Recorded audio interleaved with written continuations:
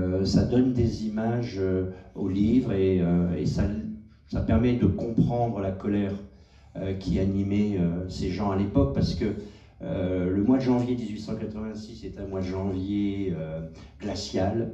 Il neige à Paris, les gens ont de la neige jusque-là, il fait un froid de loup, et je vous promets que se mettre à marcher vers 4-5 heures du matin pour aller voir le sous-directeur et se faire entendre et essayer de faire qu'il écoute vos revendications, il fallait un certain courage. Hein. Il fallait un certain courage, c'était pas de la folie, c'est que vous aviez vraiment besoin qu'on vous respecte. Et c'est pour ça que des gens qui marchent, il faut quand même les respecter, toujours, quelles que soient les circonstances, si vous voyez ce que je veux dire. Surtout quand ils marchent longtemps. Et donc, ils sont partis, et puis ils sont allés donc, là où se trouvait à ce moment-là. Alors, le directeur Petit-Jean n'était pas là, et il y avait ce fameux Jules Vatrin, qui avait une mauvaise réputation. Alors évidemment, on va le louer à sa mort, hein, en disant que c'était un homme parfait, un exemple, un personnage exemplaire dans son métier, une perle de l'industrie minérale, comme on disait à l'époque. Mais n'empêche que c'était quelqu'un qui regardait le monde avec énormément de condescendance, et puis le petit peuple encore plus. Donc un certain nombre de gens vont le voir dans son bureau, ils se plaignent, hein, comme dans Zola, hein, comme dans Germinal, hein, petit rappel, on en parlera après parce que c'est important de parler de Zola, mais la grève de Decazeville éclate un an après la parution de Germinal. Mais ce sont, pour quelques revendications, les mêmes. Le prix du boisage à part ou avec, le prix de la benne, charbon gros, avec la... Bon, voilà. Et puis, avec en plus une reconnaissance, une réintégration des ouvriers qui ont été chassés par la compagnie des houillères de l'Aveyron pendant les conflits précédents, c'est vous dire, le climat. Ça fait partie des 10 revendications. Donc sans rentrer trop dans le détail, Jules Vatrin dit non, moi j'y peux rien, j'ai pas le pouvoir pour vous satisfaire. Bon, et là ils sont un peu colère. Bon, il dit si c'est comme ça, on va aller voir le maire de Decazeville, dont on parlera parce que ça fait partie des quelques figures magnifiques de cette histoire et que j'ai essayé de développer dans le roman. Jules Queyrat, le premier maire républicain de la ville et qui est l'ami des ouvriers. On le disait, médecin des pauvres.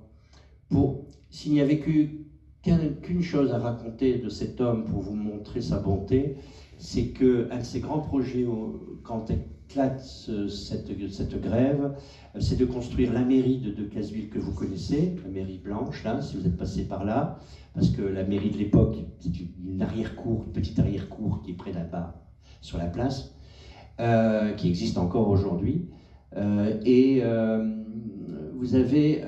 puis il veut construire cette mairie et il veut construire une école laïque, bien évidemment. Et à ce moment de l'histoire de Decazeville, il est en train de réfléchir à réunir des fonds privés ou pas pour construire ça. Et vous savez pourquoi? Pour occuper justement les ouvriers qui ont été chassés par la compagnie. Vous voyez un peu le bonhomme, quoi. Alors vous imaginez sa popularité. Donc ils lui font cortège à Jules Vatrin de son bureau à la mairie de Decazeville, il y a, je ne sais pas, 2-3 km, pas plus. Alors si au début ils sont une vingtaine à s'être mis à marcher, au fur et à mesure, les gens les ont rejoints. Et puis quand ils arrivent sur la place de Cazes, ils sont 2000. Et là ça commence un peu à friter, quoi. Ça commence à remuer. Il y en a un pour crier mort aux Prussiens, parce que, comme un fait exprès, Jules Vatrin est né à Metz, et Metz, à ce moment-là, est allemande. Donc voilà, il y a un racisme là qui existe, et puis 86, on n'est pas si loin que ça, de 70-71, hein, attention, hein. Les blessures sont profondes, et donc ils vont à la mairie, et là, bon... Jules Queyrat va commettre peut-être une erreur, mais il a un traumatisme, Jules Queyrat. À Aubin, en 69, il y a eu la fameuse journée où l'armée a tiré sur la foule, plusieurs mineurs tués, un enfant, une femme, une scène réelle qui a inspiré d'ailleurs une scène fictive de Germinal, voilà, de Zola. On y revient déjà, on ne peut pas échapper à Zola dans cette histoire. Et donc Jules Kérat, qui a vécu ces événements, il dit bon, moi j'ai confiance en mon peuple de Decazeville, le peuple ouvrier, ce sont des gens tranquilles, paisibles, et ils en feront la preuve tout au long de la grève. Ça sera la grève pacifiste du 19e, et elle sera identifiée comme cela par les historiens plus tard. Et donc, quand les gendarmes viennent pour dire « Monsieur Kérat, vous avez besoin de nos services », il dit « Non, non, très bien, je domine la situation ». Bon, ça c'est l'erreur de Kérat, je pense, à tel point que vous imaginez bien que l'opposition va en profiter, va appuyer là-dessus pour finalement faire le procès de Kérat pendant 3 mois, ce qui va physiquement et moralement l'épuiser. Ça, c'est une autre question. Donc vous avez Kérat qui dit bon, on va essayer de mettre les choses au point, qu'est-ce que vous voulez? Bon. Alors, il joue un peu l'intermédiaire, le médiateur. Alors, il est entendu que Jules Vatrin ne peut rien faire, c'est la direction qui doit décider, et même pas Petit-Jean, qui est le directeur de la mine, hein, là-haut, Léon Sey, le roi Léon, comme je l'appelle dans le roman, qui est le président de la compagnie, ancien ambassadeur, ancien ministre de la République, mais orléaniste, donc clérical, et comment il va glisser républicain, mais beaucoup plus tard. L'histoire a de ses revirements, et ils s'entendent pour que quelques délégués, les nouvelles lois de la Troisième République permettent qu'il y ait des délégués, 3-4 délégués ou 5 vont établir une liste claire de revendications. Une dizaine, dont celle que je vous ai donnée. Ils s'installent dans un petit café, comme ça. Et parmi les revendications, il y en a une qui est quand même fondamentale, c'est celle de la sécurité. Voilà, il y a des problèmes de sécurité. Les gens meurent dans les mines. En plus, c'est une mine très particulière. Il y a un feu constant en profondeur, dans les couches. À tel point que même encore aujourd'hui, il y a des endroits de Decazeville où on ne peut pas construire. Hein, tellement c'est chaud en dessous. Et à une époque, quand il y avait l'exploitation, il y avait des fumerolles partout sur les montagnes autour, ce qui visuellement devait être assez spectaculaire. Et il y a un feu constant à tel point qu'il y a des mineurs qui sont désignés à cette tâche de contrôler les feux souterrains. Alors avec les moyens du bord à l'époque. Mais imaginez qu'on fasse grève, le danger que ça suppose. Bon. Donc on aborde cette question au retour des syndicalistes. Et là, évidemment, Jules Vatrin ne l'entend pas. Entre-temps est arrivé Joseph Laure, un ingénieur de l'État, qui par hasard était à Rodez. Le sous-préfet arrive aussi. Voilà, ça commence à venir, bon, mais ça ne suffira pas au drame. Et là, c'est l'erreur de Jules Vatrin, je ne vais pas vous en dire beaucoup plus. Il en est pour dire, bah, écoutez, si vous n'êtes pas d'accord avec nous, si vous n'entendez pas que les mines sont en train de s'écrouler, que c'est dangereux pour nous, bah, on va les voir sur place. Allons voir, et vous verrez. Donc Joseph Laure, qui est habilité en tant qu'ingénieur d'emmener tout le monde là-bas, dit, bah, allons-y. Bon. Alors Jules Kérat, le maire, dit à Jules Vatrin, n'y allez surtout pas, vous n'en reviendriez pas. Bon. Et que fait Jules Vatrin? Il dit, j'y vais avec vous. Mais c'est qu'entre les deux, c'est entre le moment où il est dans son bureau, où il est arrivé à la mairie, et le moment où il décide de partir à la ville de Pouran pour constater la sécurité, et ben il y a 2000 personnes, plus de 2000 devant, et puis qui crient à mort Vatrin. Donc Vatrin est entouré de 2 ingénieurs courageux, on va dire, parce qu'ils ne le seront pas jusqu'au bout. À un moment donné, ils vont se tailler, mais bon, ils seraient peut-être passés par la fenêtre aussi. Et puis bon, le maire, Jules Kérat, il sent aussi qu'il doit y aller. Alors il met son écharpe tricolore en pensant qu'il va pouvoir contrôler son petit peuple, mais bon, quelques conseillers aussi le suivent. Enfin, il y a une belle bande, mais ça suffit pas, tout le monde se fait chahuter. Et à un moment donné, impossible d'atteindre la mine. Et je ne sais plus qui prend la décision, je crois que c'est le Joseph Laure. On va se réfugier, on va se reposer dans un bâtiment abandonné derrière. Bon, ils sont faits comme des rats. Et à partir de là, c'est l'escalade. Jules Vatrin, avec ses deux ingénieurs, se réfugie dans une pièce. En bas, il y a un agent de ville qui est là, une sorte de colosse, pour essayer d'empêcher les gens d'entrer. Le maire est là aussi pour empêcher. Le sous-préfet arrive, il se fait chahuter. Bon, il y a beaucoup de troubles. C'est la nuit. La nuit tombe très vite, en janvier. Donc ça devient très compliqué. Et puis au final, la maison est assiégée, et c'est un peu comme la couverture du bouquin. Ça va très mal se terminer. Jules Vatrin va être précipité par la fenêtre. Il va subir le sort, c'est épouvantable ce qu'il a subi.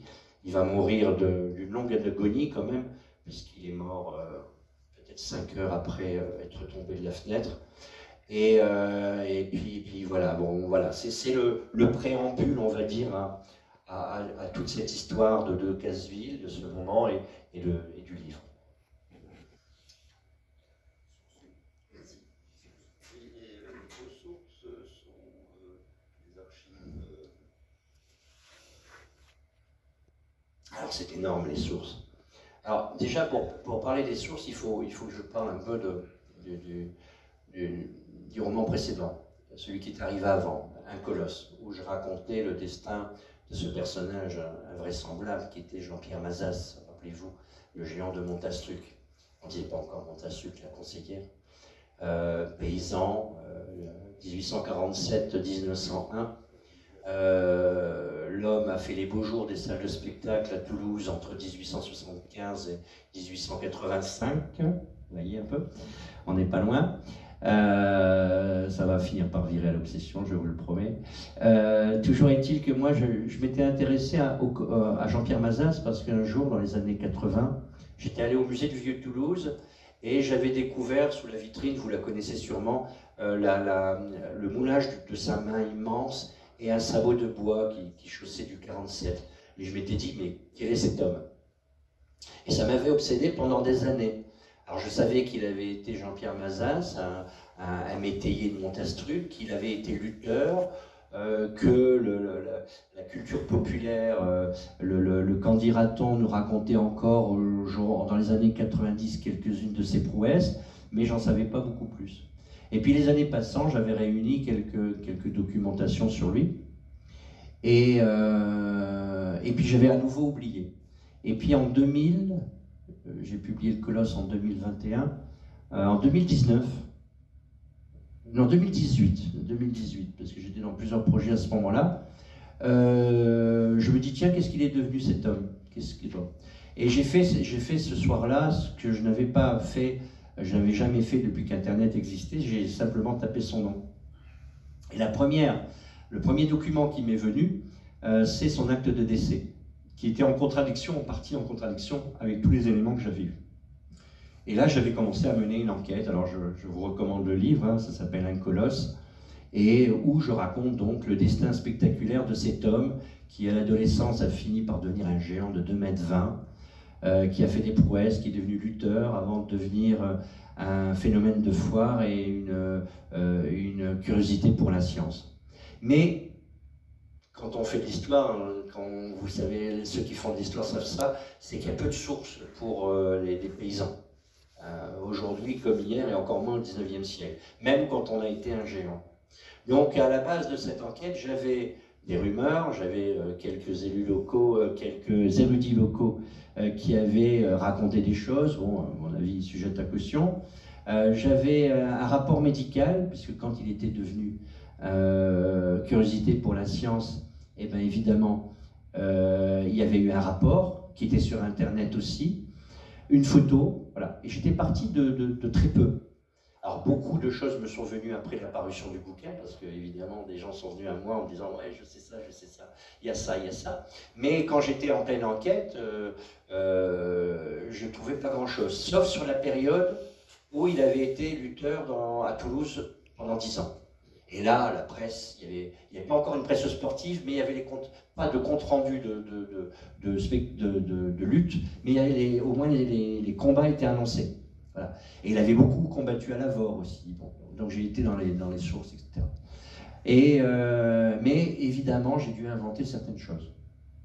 En tout cas, compléter les creux et essayer d'être dans la vraisemblance et de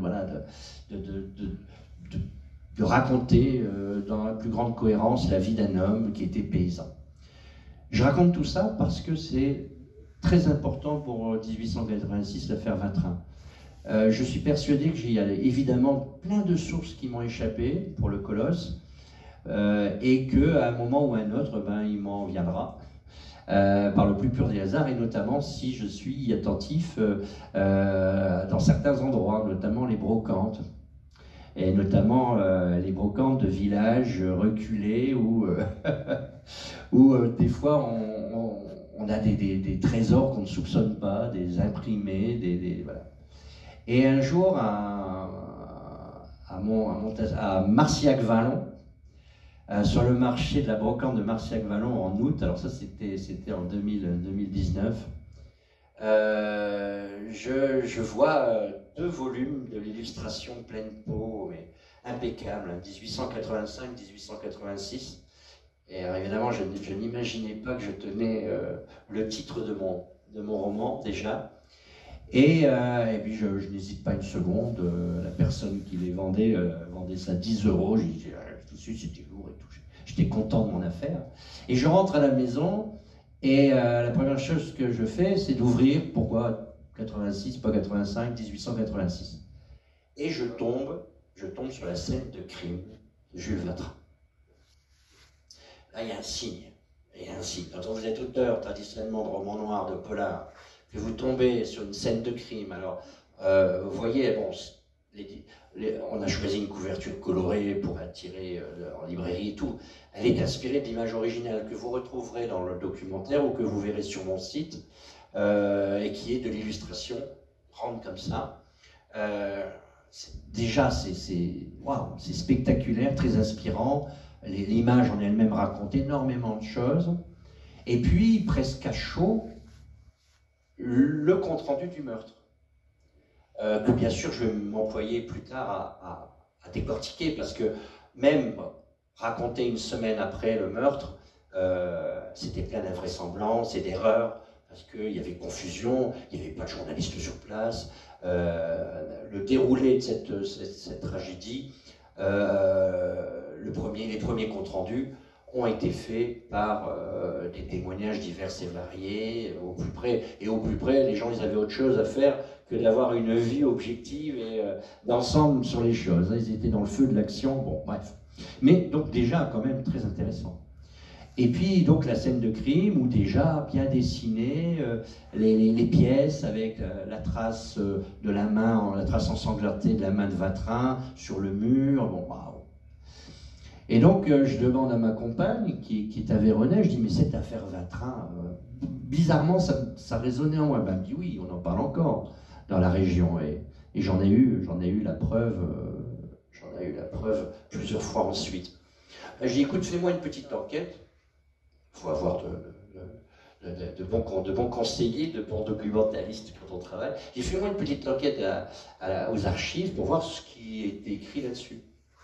Et il se trouve que le deuxième document qui a pour moi été déterminant, c'est le compte-rendu du procès qui en a découlé. Donc il y a eu 10 présumés coupables, défendus par 9 avocats, dont 5 députés, excusez du peu, c'était pas rien.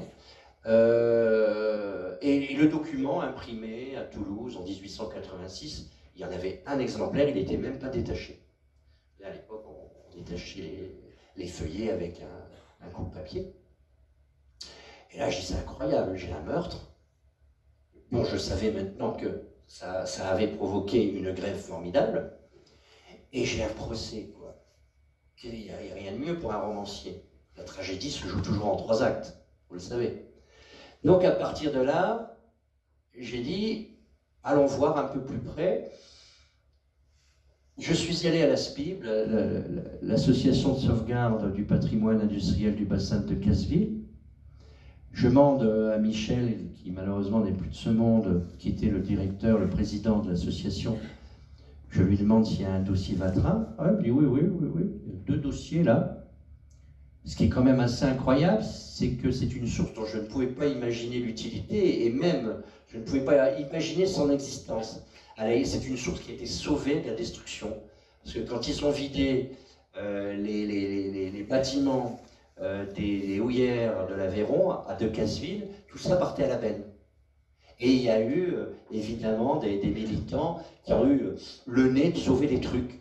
Ils ont notamment sauvé le dossier Vatrin, qui est, et vous le verrez dans le film, c'est magique, qui est toute la correspondance des ingénieurs, du directeur, du président Léon Sey, avec les administrateurs de la compagnie, qui racontent le meurtre, qu'ils échangent sur les ouvriers, sur la grève. Une source incroyable. J'ai numérisé tout ça. Ça, c'est des sources intéressantes et fondamentales dans mon livre, parce que si vous voulez, moi, idéologiquement, on va dire, pour employer un grand mot, j'allais écrire un livre pas très objectif, du point de vue seulement de l'ouvrier. Alors, vous lirez le bouquin, vous verrez que les patrons sont des méchants. Mais ça aurait été quelque part un peu facile, si vous voulez, d'être uniquement du point de vue de l'ouvrier en disant, voilà, nous on est brimés, on est violentés, et puis le patron, il se gave, etc. J'avais besoin d'un autre point de vue, et ça me l'a donné, et comment, parce que ça a, du coup, au final, bien équilibré mon récit. Et puis évidemment, et c'est là que je vais me distinguer de la démarche d'historien que j'ai eue, mais que je ne pouvais pas avoir sur ce livre-là, parce que l'intention n'était pas d'écrire une thèse, il fallait que je garde la liberté de l'auteur, c'est que j'ai travaillé moins avec la rigueur de l'historien qu'avec l'instinct du romancier, et notamment dans l'exploitation des sources. Le procès, par exemple, si j'avais été un historien, je serais allé aux minutes du procès. J'en ai fait l'économie. Je me suis dit, je vais lire la presse de droite, la presse de gauche, et je vais faire un traitement parallèle de ces deux traitements dans la presse, donc l'Aveyron républicain et le journal de l'Aveyron. Je vais croiser les comptes rendus, je vais en appeler à la presse nationale et notamment au Cri du Peuple, selon les personnages que j'allais mettre en scène, et j'ai fait ma petite soupe, voilà, en étant le plus fidèle possible, dans la mesure où quand, par exemple sur les plaidoiries, vous verrez, j'ai voulu garder le côté gracieux de la langue de l'époque. Quand j'avais des plaidoiries analogues dans le journal de droite et le journal de gauche, j'estimais que c'était le compte-rendu le plus juste de ce qui avait été dit. Voilà. Donc moi, dans ces cas-là, je me suis contenté, enfin contenté, c'est un gros boulot quand même, parce qu'il faut trouver aussi un équilibre, hein. Quand il y a eu 10 plaidoiries, il faut éviter les redites, les redondances. Donc il fallait que je trouve un équilibre dans ce qui était dit dans la bouche de chacun des avocats. Voilà. Donc ça, c'est tout un travail d'écriture, mais sur la forme, j'ai veillé à rendre compte de cette langue de l'époque grâce à la presse. Et donc, les sources essentielles ont été donc la presse régionale de l'époque, la presse nationale évidemment. Alors, je fais une petite parenthèse, ce qui est formidable, c'est qu'à l'époque, la presse, elle a une objectivité de fait. Alors, on est dans une profusion, hein, parce qu'on a la liberté de la presse depuis peu de temps, donc on s'amuse beaucoup. Là, on s'amuse beaucoup. Mais aussi bien la presse de droite que la presse de gauche fait des recensions sur ce qui se dit en toute objectivité dans la presse à l'opposé. C'est-à-dire, vous prenez par exemple l'Aveyron républicain de l'époque, vous avez toute une page sur l'affaire Vatrin à chaque fois, peut-être pas tous les jours, mais souvent, 2 ou 3 fois par semaine, où on sait ce qui s'est dit dans l'intransigeant, dans le Gaulois, dans le XXe siècle, etc. Mais en citation pure. Et ça m'a servi notamment pour un chapitre qui se passe dans la mairie, dans le bureau de Jules Kérat, le maire, où il lit la presse, il est effondré. Voilà, parce que j'ai utilisé beaucoup la presse. Donc voilà, et puis une autre source importante aussi, ça a été les lieux mêmes. J'ai passé beaucoup de temps à Decazeville, à être dans ce pays, fermer les yeux et me l'imaginer, comment ça pouvait être. Et il y a beaucoup de traces à Decazeville. Les noms des rues n'ont pas changé, sauf celle de Jules Quérade, puisqu'elle a été baptisée après sa mort. Mais il y a beaucoup de rues pareilles. L'ancienne mairie, un jour, par curiosité, allait faire un tour, elle est dans son jus. Et on a du mal à imaginer le nombre de personnes qui pouvaient d'ailleurs être dans cette cour ce jour-là. Et voilà, je me suis servi des paysages et j'ai laissé courir aussi mon imagination parce qu'à un moment donné, pour rendre vivant l'histoire, j'ai raconté les choses comme elles ne se sont pas forcément passées. Par exemple, je fais aller Jules Quérade dans le bureau de Léon Sey à Paris comme médiateur. Je sais qu'il est allé là-haut, mais ça a été dans le plus grand secret. Moi, j'invente la scène sur la base d'une interview que Jules Quérade a donnée à un journaliste dans le train. Et donc, si vous voulez, c'est là que ma démarche se distingue de celle de l'historien, c'est que j'ai inventé des choses. Mais j'ai inventé beaucoup moins de choses que pour le Colosse. Parce que là, j'avais vraiment une matière extraordinaire. Oui, mais ce fut tout de même une procédure criminelle. Alors, comment se sont passées les choses? En quelques mots, parce que il y a un dossier très certainement oui. Dans des archives judiciaires. Tout à fait, tout à fait. Là, ça a été un procès, oui. Évidemment, des assises. Ah oui, oui, les assises. À Rodez. Et le dossier faisait 7,5 kg, le dossier d'instruction. Alors ça a été un handicap pour les avocats qui étaient à la fois députés, mais ça a été une chance pour les présumés coupables. Parce qu'à l'époque, pas de photocopie, évidemment. Le dossier n'a été disponible aux avocats que la veille du procès. Donc, qu'est-ce qu'ils ont fait, les avocats? Ils ont donné un tour politique au procès immédiatement. Et c'est ce qui a sauvé leur tête, à mon avis. Enfin, en tout cas, celle de Lescure, Henri Lescure, qui a donné le coup, pas mortel, mais le coup principal à Jules Vatrin. Alors, la procédure, ça a été très long parce que, vous imaginez bien, c'était une foule qui avait tué. Alors, au plus près, il y avait des gens qui étaient plus ou moins responsables de quelques coups portés, notamment Lescure, qui a donné un coup d'embarre, mais comme le dira le médecin légiste, ce n'est pas ça qui pouvait le tuer.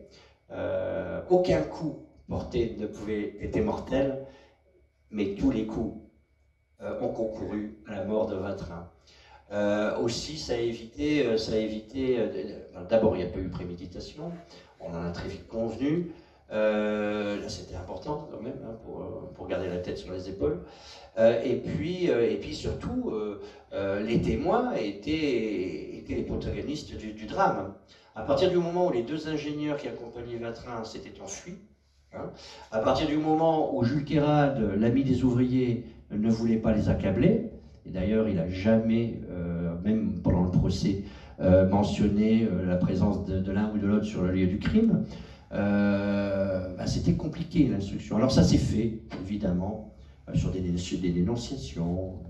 Il y avait pas, ce n'était pas que la crème du monde ouvrier, hein, qui a été au plus près de Vatrin à ce moment-là. Bien au contraire. D'ailleurs, on peut imaginer, quand vous lirez le livre, vous le comprendrez très vite, au moment du procès, on peut imaginer que les avocats étaient un peu déconcertés par la nature même des présumés coupables.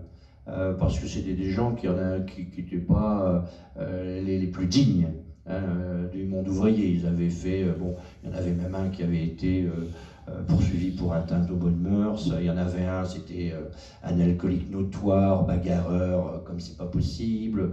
Il y en avait un, il prostituait sa femme. Enfin bon, mais c'était que des victimes quand même. Attention, parce que c'était des gens, pour la plupart, qui avaient été chassés par la compagnie, qui avaient été broyés par le truc. Donc à un moment donné, je veux dire, la haine qu'ils avaient focalisée sur Vatrin était le résultat aussi de tout le mépris dont ils avaient souffert. Mais bon, c'était complexe pour les avocats, et encore plus de raisons de donner un tour politique à l'affaire. voyez ce que l'industrie fait de nos pauvres ouvriers, dans quel état on les a mis. Ce sont eux les victimes, les galériens du monde souterrain, comme on disait. Et donc, voilà. Alors l'instruction a été longue sur des dénonciations, pour à la fin décider qu'il y avait 10 responsables, dont 2 femmes. Il faut dire les femmes ont joué un rôle essentiel dans le drame, comme dans le roman de Zola. Et puis voilà. Un jour, ces 10 personnes ont monté les marches du palais pour quelques journées d'audience qui sont assez spectaculaires. Et ouais, on peut en parler encore, mais... Et les résultats de cette procédure ça a été quand même assez léger, puis ça a été grave. Assez léger, quand vous prenez 5 ans de travaux forcés, j'imagine que c'est pas gai pour tout le monde. Mais bon, comme j'ai fait dire, je sais pas s'il l'a dit, Jules Kérat, ils ont gardé la tête sur les épaules. Bon. Et puis ensuite, la complexité du truc, c'est que il aurait fallu juger 2000 personnes. C'est une foule qui a tué. C'était complexe. Donc, à un moment donné, il fallait des coupables, il fallait quand même marquer le coup. On parlera de cette Troisième République. C'est le nouveau gouvernement de Charles de Freycinet, c'est la nouvelle présidence de Grévy. C'est une Troisième République très fragile, hein, parce qu'on est en crise. On est en crise, on parle déjà de mondialisation. La menace des compagnies, c'est d'importer même du charbon, du minerai d'Australie. D'Angleterre, ça se fait déjà, d'Ukraine. Donc il n'est pas question de négocier avec les ouvriers parce que ça coûterait trop cher, et ça coûte déjà trop cher. Donc le contexte, il est déjà extrêmement dur. Et la Troisième République, le gouvernement de Freycinet, se doit de contracter un prêt pour certains investissements. Je le mentionne dans le livre brièvement pour ne pas rentrer trop dans la technique, mais pour cela, il faut qu'elle négocie avec le patronat, avec les patrons d'industrie. C'est eux qui ont l'argent.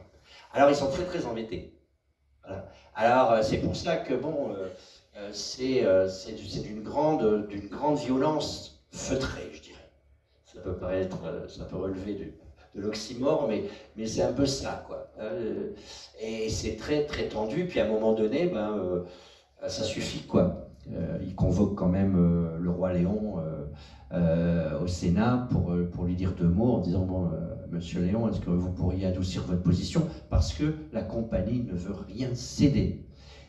Et quand au bout de 3 mois et quelques, elle va céder, bon, évidemment, elle va faire croire que la décision vient d'elle, mais Léon Sey est intraitable. Il est d'une... J'ai essayé de traduire ça, parce que j'avais un ensemble de télégrammes, d'échanges entre les administrateurs, tout ça. Évidemment, il fallait que je le traduise d'une manière plus jouasse, hein, parce que c'était quand même un peu âpre. Et vous verrez dans le bouquin, il y a 2 scènes où je tourne un peu en dérision le personnage. En tout cas, je me moque un peu de sa condescendance, parce que l'homme est vraiment comme sur un trône. Voilà. Et il ne veut rien céder. Et en plus, c'est quelqu'un d'expérience, dans la mesure où, comme je vous le disais tout à l'heure, Léon Sey, il a été ministre, il a été ambassadeur de cette Troisième République. C'est un homme qui connaît les politiques. Voilà. Et d'ailleurs, très étrangement, à la fin de cette grève, il va rentrer à l'Académie française. Donc, des fois, comme ça, il y a des choses qui se produisent, on peut se demander pourquoi, si tant est que c'est de l'importance, mais ça veut dire quand même qu'il y a une affaire de réseau, de relationnel qui joue beaucoup dans tout ça. Et voilà, donc finalement, 4 ou 5 ans hein, pour Lescure, Henri Lescure, dont un descendant m'a écrit il n'y a pas longtemps. C'est assez émouvant. Et Lescure, et les autres ont eu des petites peines, la moitié ont été graciés. Voilà, c'était... Il y a 2 femmes. 2 femmes, ouais. Oui, mais on voit très bien que ce sont des victimes, en plus, ce sont des femmes qui sont sous l'emprise, comme on dirait aujourd'hui, donc sont vraiment des malheureuses. Et de toute façon, c'est un procès de malheureux. Voilà. Mais par contre, la grève est passionnante parce que j'ai encore un peu de temps, on peut continuer un petit peu. Il y a des personnages magnifiques dans cette histoire. Alors, je trouve que Jules Vatrin est un homme magnifique, puisqu'il est l'expression de toute une histoire de la France industrielle. C'est un homme, bon, indépendamment des défauts que je vous ai exprimés tout à l'heure, hein, de son rapport, je pense qu'il ne savait pas faire, il n'a pas trop compris. Moi, j'ai tendance à lui donner des circonstances atténuantes, parce que je pense qu'il était complètement hors sol. Il était né à Metz. Il avait fait son école d'ingénieur à Saint-Étienne. Il avait été ingénieur ici ou là, surtout à l'Est. Puis sous-directeur, il arrive en Aveyron. Je ne pense pas qu'il pouvait comprendre, surtout que la plupart des gens ne parlaient pas toi.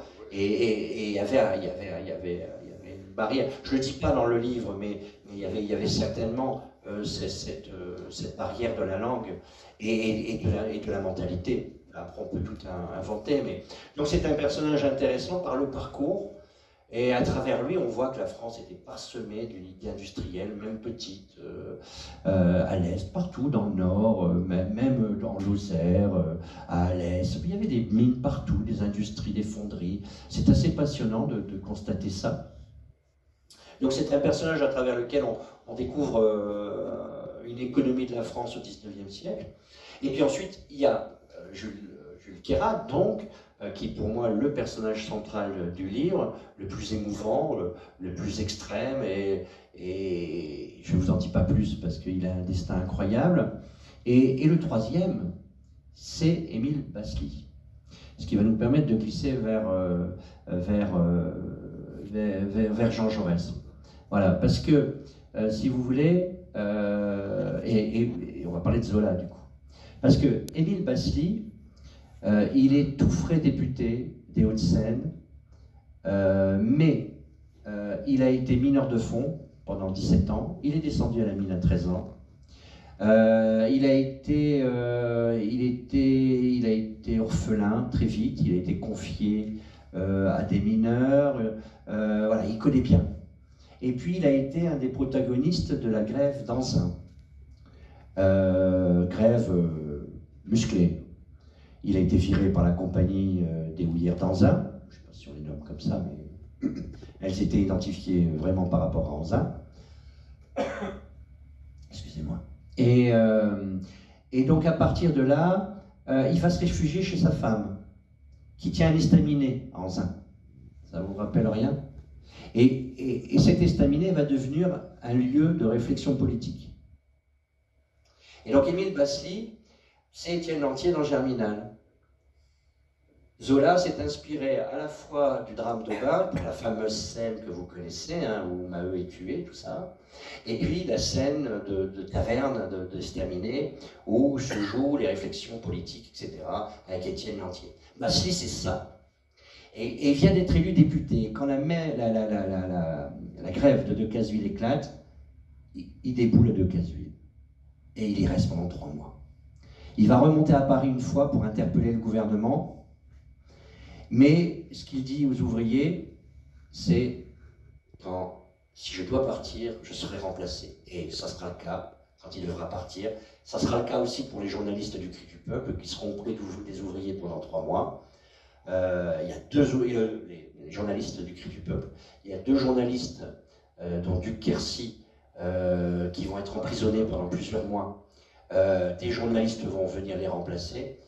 Pour vous dire une immense solidarité, hein, qu'on n'imagine pas aujourd'hui, une solidarité incroyable. Mais Basly est fondamental parce que c'est ce qu'on a appelé le groupe des députés ouvriers. Voilà. Ils étaient vraiment à gauche de la gauche. À tel point qu'à un moment donné, quand Basly monte à Paris pour interpeller le gouvernement et pour défendre la cause des ouvriers mineurs de Decazeville, il emprunte malheureusement beaucoup à la dialectique du cri du peuple, ce qui va lui être reproché. Faut imaginer la gauche à l'époque, il y a les anciens communards, dont Camillina par exemple. Vous avez Basly qui vient du peuple, lui il n'a pas fait la commune, mais il vient du fond de la mine. Là c'est un peu l'extrême gauche, où se trouve aussi Clémenceau, à l'époque. Voilà. Tout jeune député, Jean Jaurès, et d'ailleurs il va désapprouver les propos de Basly, et un jeune député modéré à gauche. Voilà. Il n'est pas encore celui qui deviendra à Carmaux le grand défenseur des ouvriers, tout ça. À Carmaux, où me rappelait Rémi tout à l'heure, un sous-directeur a failli aussi être défenestré. C'est vous dire que c'était un peu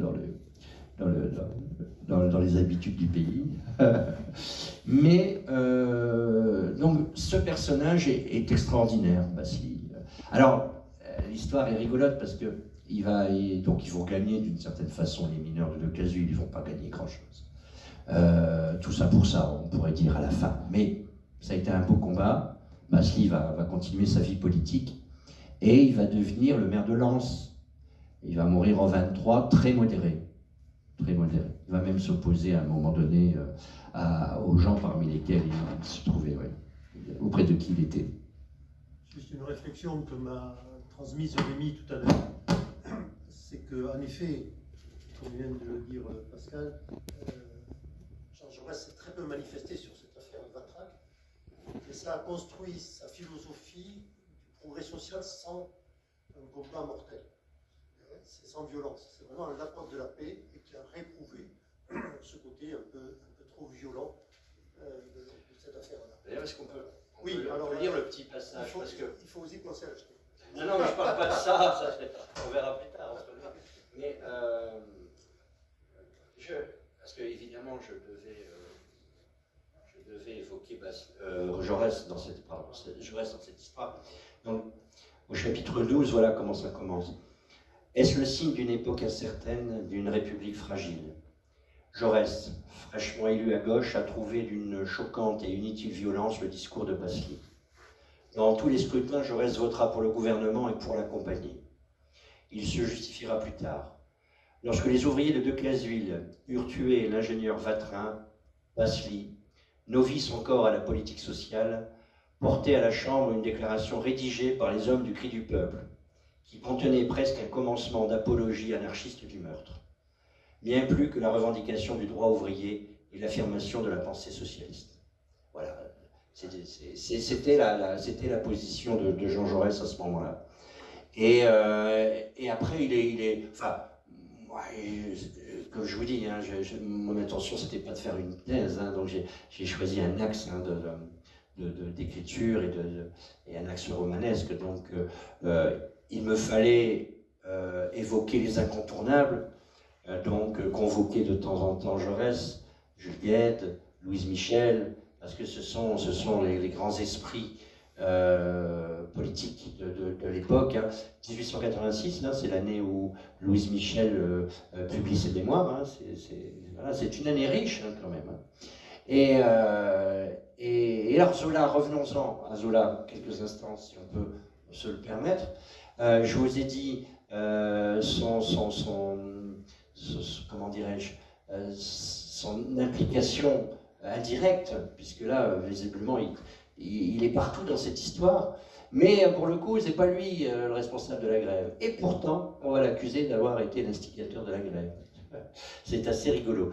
Ce qui fera rire beaucoup Jules Kérat, parce que, bon, tout en aimant ses ouvriers, il doute qu'un seul d'entre eux n'ait lu le roman de Émile Zola, qui est paru juste un an avant, et dans une sorte d'ironie que j'aime beaucoup, ou de provocation, souvent de pair. Pendant la grève, le journal républicain de l'Aveyron, l'Aveyron républicain, va commencer à publier Germinal en feuilleton à la une. Vous verriez ça aujourd'hui. Oh, ça serait chouette, on publie à la une des romans comme ça, dans un grand support. Et c'est assez magnifique. C'est assez magnifique. Mais non, Zola n'est pas responsable. Et d'ailleurs, alors j'ai pas une connaissance vaste de Zola, mais je n'ai pas connaissance qu'il ait eu un point de vue ou un mot sur cette grève, alors que je trouve que, en ayant écrit Germinal, sa responsabilité de romancière aurait pu peut-être... Mais il faut dire aussi, il y avait beaucoup de mouvements sociaux. Il y avait eu Montceau-les-Mines, bon, on a parlé d'Anzin, mais bien des bassins houillers avaient explosé, s'étaient enflammés. Sans jeu de mots. On va peut-être ouvrir la discussion. Oui, avec la salle, je vais passer le micro. Pour ouvrir la discussion, j'ai une question. Je crois que tu as dit en introduction que la grève s'était arrêtée la veille du procès. Oui. C'est ce que tu as dit. Il y a une explication à cela? Non, c'est vraiment le hasard, vraiment le hasard. Oui, oui, oui. Ça n'a pas été prémédité, aucunement.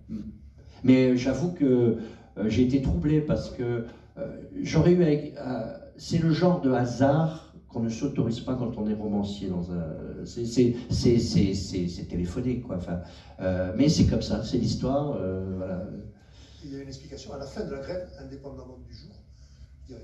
Alors, c'est que ils ont eu des satisfactions sur certaines revendications, quoi. Très maigres, très maigres.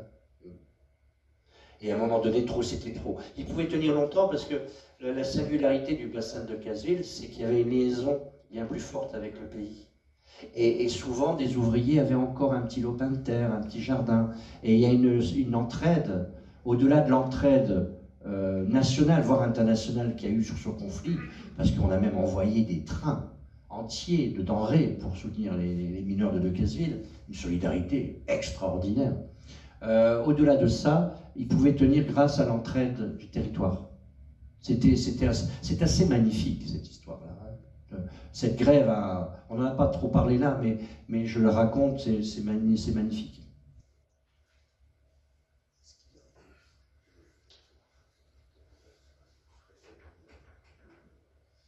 Merci beaucoup pour cette présentation de ce roman historique, on va dire.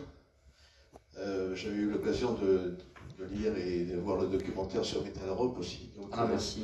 Je pense que je vais me régaler quand je vais aborder votre ouvrage, d'autant plus que j'ai des ascendances aveyronaises dans cette région. Juste deux questions. Vous avez parlé des avocats, si vous pouvez nous en dire un tout petit peu plus, puisque bon, c'est pas banal que les avocats soient en même temps des députés, ce qui était assez courant à l'époque. Hein. Et puis la deuxième question, c'est, mais je le découvrirai peut-être dans le livre, mais si vous avez pu faire la généalogie très modeste hein, de ceux qui ont été condamnés, voir quels étaient les antécédents en quelque sorte, s'il y avait des explications à trouver sur cette piste. Voilà, merci. Merci.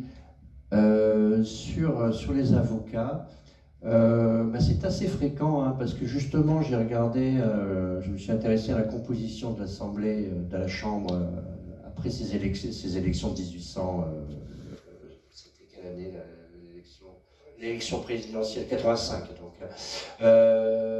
Donc il y avait beaucoup d'avocats hein, parmi les députés, et puis là, la cause a fait qu'ils se sont très vite manifestés, quoi. Ils se sont mis. Alors moi, Basely a été déterminant là aussi, parce qu'il avait du réseau. Il avait réussi quand même à se faire beaucoup de réseaux. Il a réussi à mobiliser très vite ces gens, et notamment Laguerre, qui était déjà un avocat illustre, et puis Millerand. Tout jeune Millerand, qui sera président de la République, qui sera d'abord ministre de la guerre pendant 14-18, hein, où on l'a vu dans les tranchées visiter les soldats. Démentez-moi si je me trompe. Mais après, il sera président de la République en 1923, je crois. Donc, des gens qui se font les dents. Hein, ils sont socialistes, ils sont républicains. Vraiment, voilà. Alors la guerre, on n'est pas encore au boulangisme, mais Boulanger vient d'arriver dans le gouvernement. sur les recommandations de Clémenceau. Il commence à prendre beaucoup de place, et Laguerre, par exemple, va devenir boulangiste. Et puis il y en a plusieurs comme ça. Donc voilà, moi ce que j'en sais, c'est que ceux-là, ils se sont mis au service de l'ouvrier aussitôt, en vertu de leur conviction politique, qui était plutôt à ce moment-là très très à gauche. Voilà. En revanche, alors sur la question des généalogies, non, je ne suis pas remonté trop. Je savais leurs antécédents, parce que c'est au minute, c'est pas au minute du procès, mais pendant la première audience, on évoque leur pédigré, leur CV. Donc on en sait un peu plus.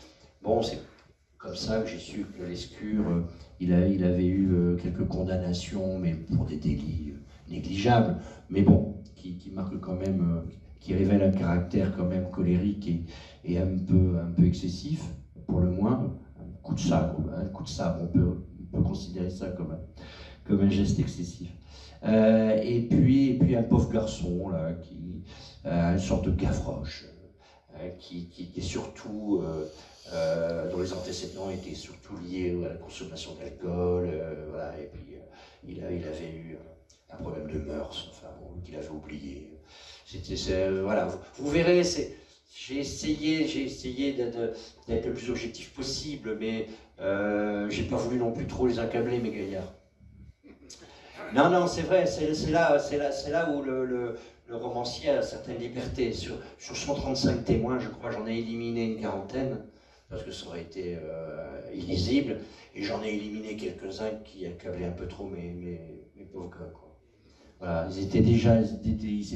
leur cas était déjà lourd. Donc voilà, ça c'est la liberté du romancier. Ça ne le rend pas moins la situation vraisemblable et réaliste. Oui, merci pour cette conférence déjà. Ce qui est très intéressant, c'est de voir, vous l'avez abordé à plusieurs reprises, le positionnement des politiques par rapport à ces conflits sociaux très durs et qui se multiplient à cette fin du XIXe siècle.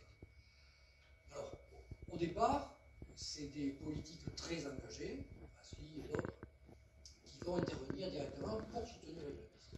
Mais, très rapidement, on va voir les plus hauts personnages de l'État, beaucoup plus modérés, Jaurès, Fabien-Rousseau, Mitterrand, qui sont confrontés à la problématique.